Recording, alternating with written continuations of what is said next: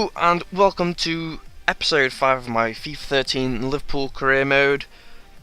Just to start off with, I have literally just woken up, so if my voice sounds dodgy or a bit shitty, that's the reason why. I hope you guys don't mind. But yeah, I've got a pretty good episode for you guys. We have the Man United game, the Man United game. We've got our second Euro League game, and I think we've got one more Premier League game against Sunderland, I think it was. But straight from kickoff, put them under pretty good pressure, but a decent save from De Gea, and eventually I do believe this ball gets cleared after an attempted overhead kick from Luis Suarez. But I just wanted to talk about how this week's been for me after the whole starting YouTube thing, and I gotta say, you learn a lot quickly. Don't get me wrong, I'm no expert by any means, but I don't know how I missed out with Luis Muriel. Yeah, I'm no expert by any means, but looking back to my first video I ever did, all I can say is I think I've really learned a hell of a lot. I mean, if you look at the sound quality in that video, wow, I don't know what I was thinking when I uploaded that. And also, I feel, correct me if I'm wrong, but I definitely feel like my commentaries improving a hell of a lot. So hopefully you guys agree with that, and these videos I'm uploading, are pretty entertaining to watch, I hope. But yeah, as you can see, the game dragged out at 0-0 for a while until Luis Muriel with a lovely little run. And yeah, he's the guy to depend on, isn't he? I mean, an 85th minute goal against Manchester United at home, just what we needed. He's Mr. Dependable at the moment. A lovely finish in the bottom right hand corner there. And if I'm right, yep, that is how the game finished full time. A big match for us, which we won 1-0. We started to get on a bit of a winning streak in the Barclays Premier League. I think that might even take us into the top 4. I'm not quite sure, but that's definitely where we want to be. And our next game against Sunderland, again in the Barclays Premier League. Oh, another thing that we got in that last match was a clean sheet, which, fucking hell. Yeah, that's something I always cherish, because they rarely come about. But here, another game against Sunderland, the Black Cats, and they're a good team, but they shouldn't really cause too many problems. They're a pretty standard mid-table club, so I was definitely hoping to pick up the 3 points here. But they have got players that can threaten you, like their Sessegnon. He's a really quality player. Definitely would have to look out for him, but he just blazes it over the bar on that occasion. Luis Muriel, though, picks up the ball and just smashes it across the face of goal. Not his best finish, but I'm sure we'll have a few more chances in this game. Yeah, he really does create a hell of a lot, and he plays a through ball to Yasil here, who just squares it, and it's a very simple finish for Marwan Fellaini, who he's picking up a few goals, I really didn't expect him to be getting the goals he has. I wanted to play him in that CDM role, but he's getting his fair share of goals, which is just a bonus, to be honest. Sorry, distracted. But yeah, we go into half time at 1-0. And all was looking good. They weren't really threatening, other than that one chance we saw at the start there. So we went straight into the second half, straight from kickoff, pretty positive, trying to make these chances. A nice loft free ball to Fellaini there, who why is on a wing? I don't know. I think I might be playing in free form, if you know what I mean. If you go on custom tactics, yeah, I've edited that. But Jesus Christ, if someone can look back on this video and tell me how many times I've said leave it in the comment section, because it's pretty ridiculous. I watch my other videos and the amount of times I say that is unreal. Something I'll definitely try and improve on for you guys. I just said it again, but yeah, with the custom tactics, unfortunately I haven't really... A nice goal from Suso here, 2-0, 79th minute. But yeah, I haven't really been showing you guys an awful lot of team management or tactics or anything, so it's just something I completely forgot to do. So in my I'll try and get some when I'm next recording gameplay, I'll definitely do that for you guys. I realise that for the most part it has isn't it? You know, it's just been games, games, games, and I want to get the feel like this isn't just games. It's a career mode. You know, we've got players requesting things. We've got players being linked with us. We've got international management offers. So I definitely want to show you guys all of that.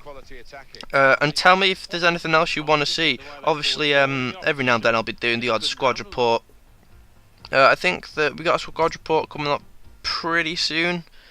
I'm not sure. Let's hope so. But yeah, here we have our third and final game of the episode against AIK football. I don't know. At home in the EuroLeague. Yeah, definitely a game we should be looking to win. There's not a player in that team that I recognise. So we were hoping for plain sailing through this game. But I gotta say, it really wasn't the case, as you guys are about to find out. Straight from kickoff, we create chances which I thought would probably reflect how the rest of the game was gonna go, but it really wasn't to be. I've got to say, I don't know why I've put this in. I don't think it even comes to anything. Nope. Nope. Okay, I'm sorry. Maybe that's the only highlight I could get for myself, because these guys dominated me. I'm not gonna lie. And in the 6th minute, they put the ball in, and yeah, I got really lucky that it didn't go in the goal, but I got unlucky in the sense that the follow-up went straight to their dude, and in the 6th minute or 8th minute, I can't read it, we're trailing to AIK at home, which I can't explain it. In the Premier League, I've been really dominant.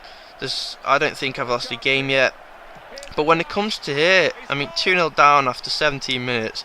When it comes to the EuroLeague, I just can't find my feet, and it's been a real problem, because a group that I thought, right, no problems, I'll qualify first, definitely, it's become the thing like, will I qualify, will I not, and it's something that worries me, because I remember the board objectives was actually for me to win this cup, wasn't it? And yeah, I don't know how it's going to affect at my end of season review if I don't get through this group.